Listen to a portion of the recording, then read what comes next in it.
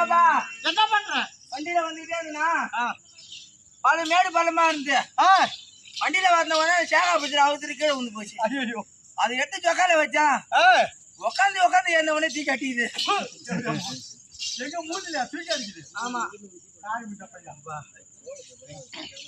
அக்கா போவாதீங்க அக்கா, என்ன அங்காளம்மை வச்சு இருக்கு, சாமி வச்சு இருக்கு, பாதியில போனீங்கன்னா வீட்டுல